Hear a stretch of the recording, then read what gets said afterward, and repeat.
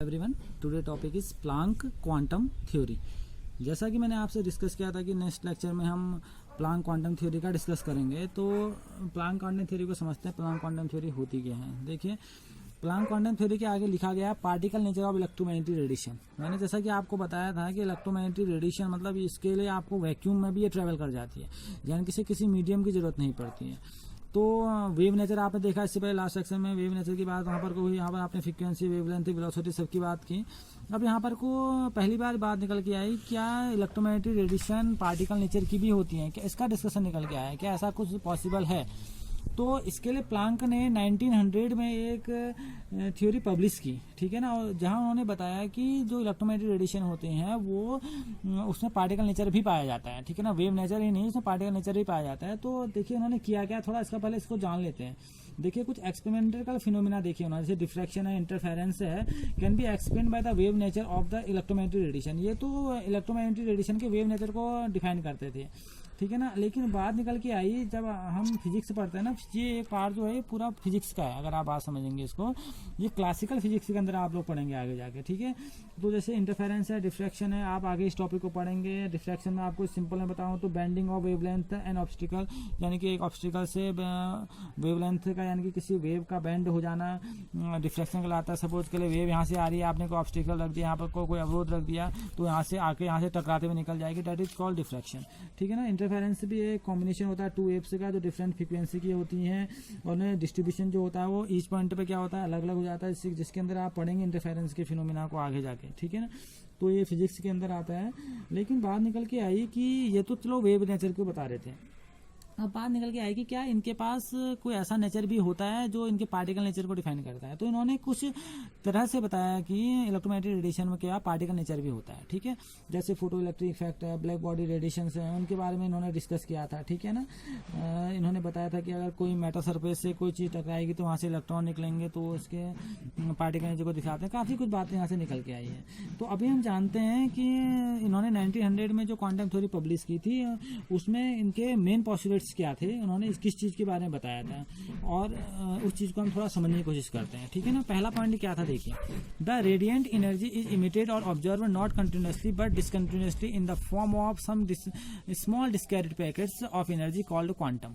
इन्होंने बोला जो रेडिएंट एनर्जी हमारी इज इमिटेड, चाहे वो इमिट हो या एब्जॉर्ब हो, चाहे वो निकले या एब्जॉर्ब हो, नॉट कंटिन्यूअसली, वो कंटिन्यूअसली नहीं होती, यानी कि वो लगातार ऐसा नहीं होता कि कोई भी एनर्जी लगातार इमिट करे या एब्जॉर्ब करे, बट डिसकंटिन्यूअसली, वो एक डिसकंटिन्यूअसली फॉर्म में आती है। और डिसकंटिन्यूअसली कहने का मतलब रुक रुक के आती है, ठीक है ना। डिसकंटिन्यूअस उसका एक रूप होता है, ठीक है। और इन the form of small discrete packets of energy, और वो किस तरह की एनर्जी के पैकेट होते हैं, स्मॉल डिस्क्रीट एनर्जी के पैकेट्स होते हैं, यानी कि पैकेट के रूप में एनर्जी मिलती है हमें, कोई हमें कंटिन्यूअसली एनर्जी नहीं मिलती है, हमें पैकेट्स के रूप में क्या मिलती है, एनर्जी मिलती है। उन पैकेट्स को इन्होंने क्या बोला, क्वांटम बोला, ठीक है ना। और इन्होंने बोला, ये देखिए आप बोल रहे हैं ना, वो क्या बोला, क्वांटम, इन्होंने नए शब्द की बात निकल के आया जिसे बोला गया क्वांटम।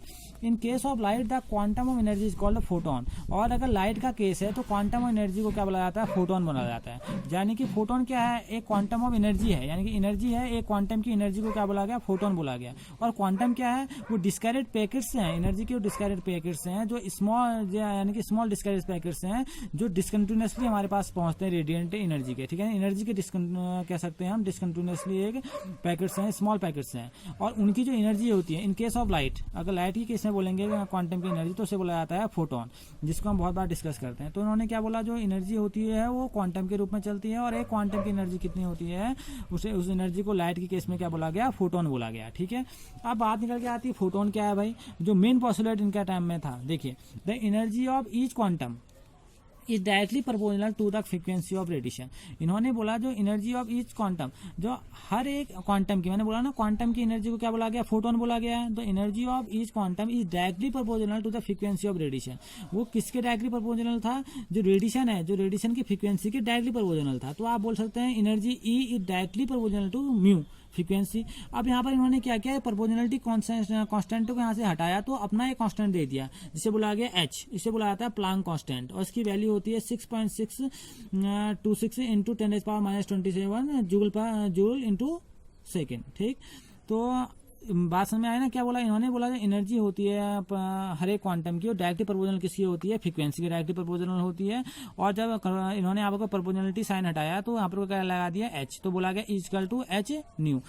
इसी को बोला जाता है प्लांक इक्वेशन। ये प्लांक की क्या है? इक्वेशन है, जहाँ एच आपका क्या है? प्लांक कांस्टेंट है। ठीक है, अगली बात ये निकल के आई, ये तो भाई निकला कि ये टर्म क्या था। अगला है कि एनर्जी इज ऑलवेज इमिटेड और observe as integral multiple of quantum. Energy कभी भी इमिट होगी या एब्जॉर्ब होगी, निकलेगी या एब्जॉर्ब की जाएगी, या वो रखेगा उसको अवशोषित करेगा। बात दोनों तरह से समझना है इस चीज को। एनर्जी इज ऑलवेज इमिटेड और absorb as integral multiple of this quantum. वो किसके मल्टीपल होगा? इंटीग्रल मल्टीपल होगा क्वांटम के। इंटीग्रल मल्टीपल कहने का मतलब है यहाँ पर का आपने क्या लगाया था? ई इक्वल टू लिखा था आपने एच न्यू। आप क्या लगा लेंगे? आप एन एच न्यू। यहाँ एन की वैल्यू क्या होगी? 1 2 3। माना मैं सपोज कह रहा हूँ कि 1 क्वांटम की एनर्जी क्या होगी, तो आप 1 रख देंगे तो क्या होगा? Equal to H nu. Second के लिए क्या हो जाएगी भाई? 2 लगा देंगे आप, फिर 3, फिर 4, फिर 5, यानी कि एन की वैल्यू क्या होगी? 1 2 और 3। तो किसके इंटीग्रल मल्टीपल होगा? क्वांटम के। तो क्या energy is always emitted observe as integral multiple of this quantum equal to N H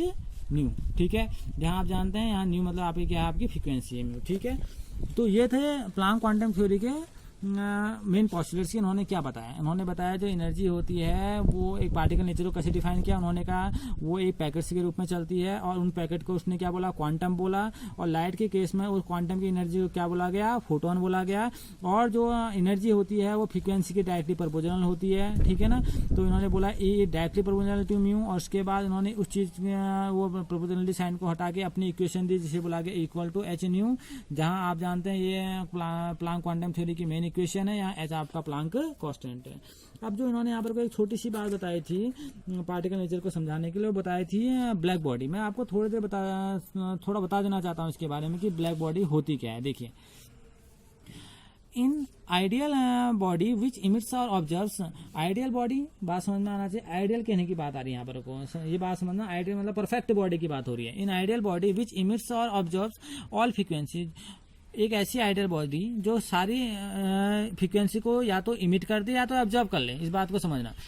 in ideal body which emits and observe all frequency is called a black body.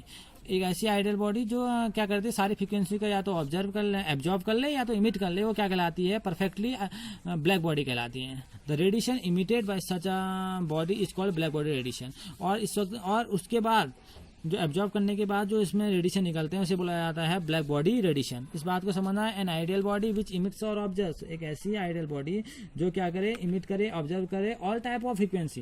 कोई भी type की frequency डाल दीजिए, वो या तो उसको पहले क्या करेगी? ऑब्जर्व करेगी, फिर पूरी तरह उसको क्या कर देगी? इमिट कर देगी, उसको बाहर निकाल देगी। तो इसे बोला जाता है ब्लैक बॉडी। और ऐसी अगर कोई बॉडी ऐसा कुछ काम कर रही है तो इसे बोला जाता है ब्लैक बॉडी रेडिएशन। बात समझ में आए ना?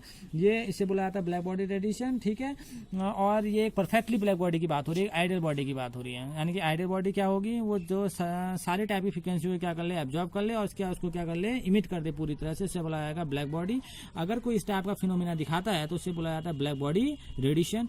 और ना radiation emitted bye such a body is called black body radiation. और ऐसा ही रेडिएशन आपका क्या कहलाता है? ब्लैक बॉडी रेडिएशन कहलाता है।